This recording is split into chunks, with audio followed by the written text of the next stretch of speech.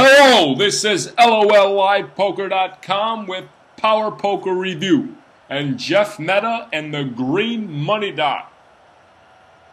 Hey guys, this is Jeff Meta for LOL Live Poker. First off, I want to thank everyone for submitting their hand histories to me. I picked a few hands that I thought were very interesting that maybe we can help you guys out with. And let's get started. Alright, first hand is from Armando, and he's playing in a 2-5 no limit game with ace queen off. Effective stacks are 500, and it folds around to the button. His friend, which is a friend of Hero and is Nitty, he's a Nitty player, he limps in.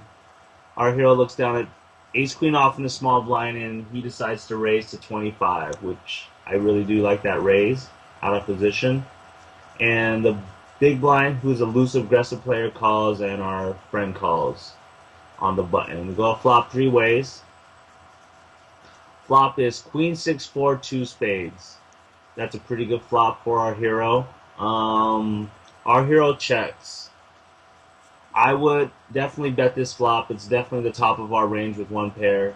I mean, we're gonna get called by a lot of worse hands, and since the big blind's a loose aggressive player, I mean, we want him to continue on, and we really don't mind our player to our friend that's on the button to fold. So I would definitely bet the flop, probably about $40. But as played, our hero checks, and the big blind bets 50, which I'm guessing why you checked was you're planning on going for a check raise. I'm guessing, since the player in the big blind's loose aggressive. But now that we played it this way, the button raises to 150. Alright, so we gotta put people on some ranges here. So the big blind, which is loose and aggressive, probably has a lot of like spade draws in his hand, maybe straight draws, 5-7, 3-5. If he's loose aggressive, I mean, he's c-betting any, or he's when check two, he's probably betting any queen, any spade draw, maybe some air, and now our friend raises to 150. I mean, this is really tough spot for our hero because basically we're pretty much in the dark, and you know, our friend could be thinking the same thing with the big blind, where the big blind could be c-betting here, and our friend could have any queen that he wants to get it in with and get us out of the pot.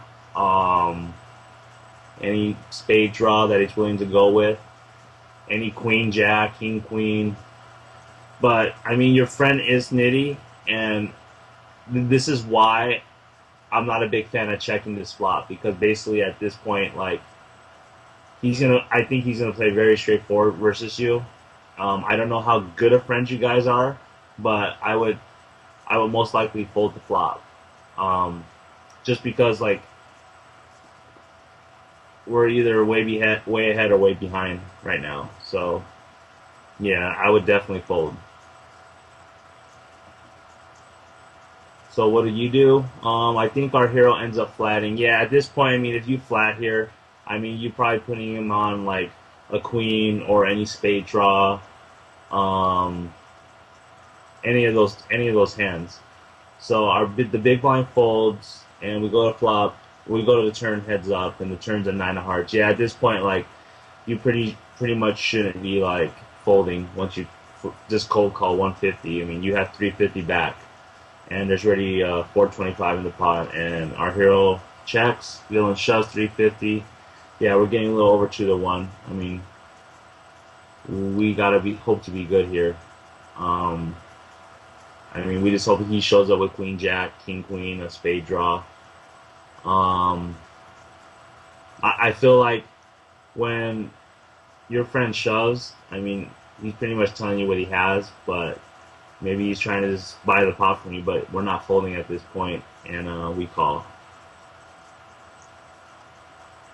Alright, our next hand comes from Billy. He's playing in a 1-2 no limit game with ace-king offsuit.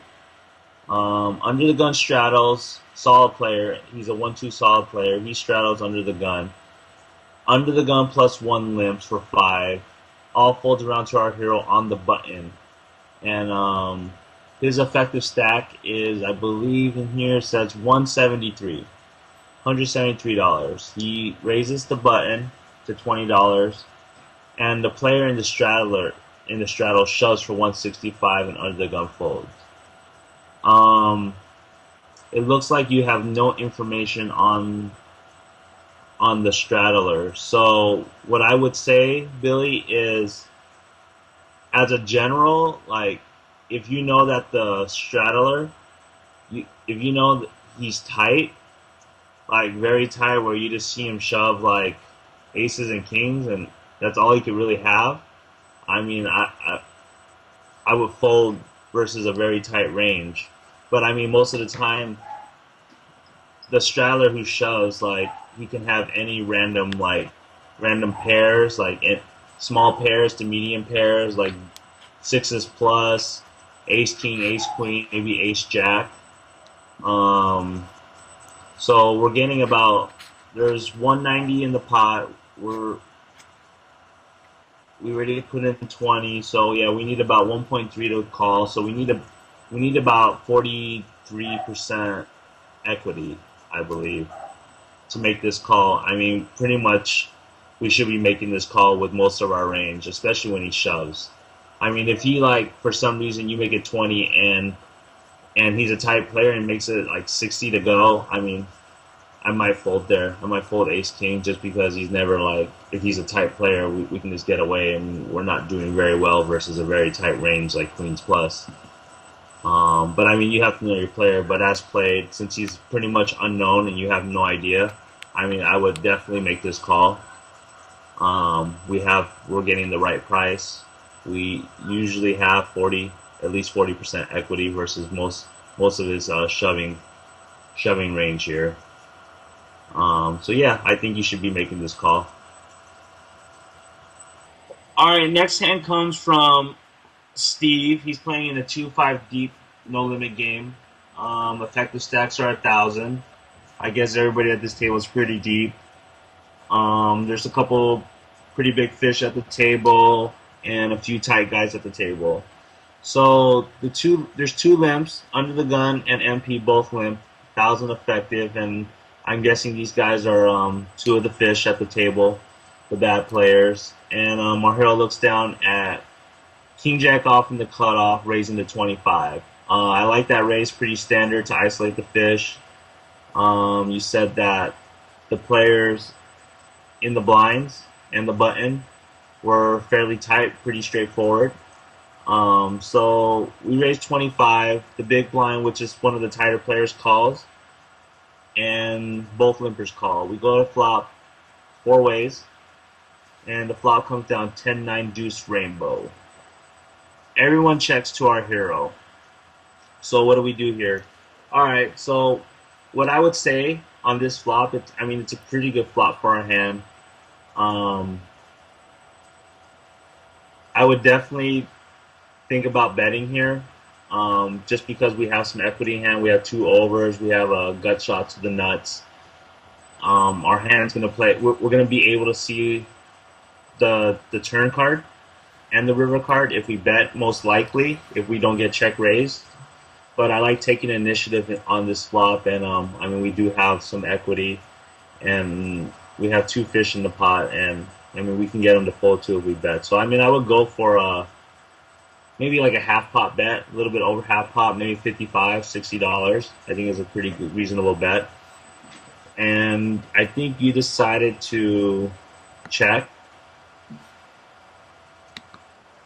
Yeah, so you check, which is fine. If you think you're gonna get called, like, a lot here, I guess, like, checking is okay, but I do prefer a bet here, just because, like, say the turn comes a blank or whatever, now somebody takes initiative in the hand, and like, if under the gun leads or the big blind leads, we're pretty much folding, giving up $100 of equity in the pot, which I actually really like better just to bet here.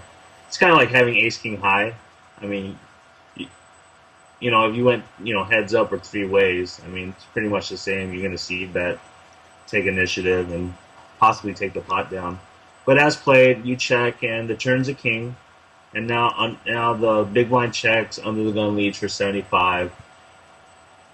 MP folds, and our hero calls, which is pretty standard. You said that the under the gun was a pretty fishy player, kind of bad. I mean, if he's like pretty passive, or I'm not sure what kind of fish he is, like if he's a passive fish or an aggressive fish. But yeah, I definitely think we should be calling here, and calling's pretty standard. And you call. Now the river's a deuce, pretty innocuous card. There's 250 in the pot, and under the gun bets 200 back to our hero. All right, at this point, you're gonna have to decide: is our passive or aggressive fish capable of bluffing here, or value betting for worse? I mean, I think as played with the hand, I think we should be calling here, like a pretty large percentage of the time. If he is like a really passive fish here, like that doesn't really ever bluff here, and I mean most of the time if he's passive, he's just gonna check the river. If he does have a king here, because sometimes these guys just want to get the showdown. So I mean you have to know who he is, but most of the time you're making this call here. So as played, I mean you just call, which is fine. Alright guys, that's the end of the few hands that I selected. I hope you guys enjoyed it. If you guys have any feedback or questions, feel free to shoot me an email. But this is Jeff for LOL Live Poker, and thanks for watching.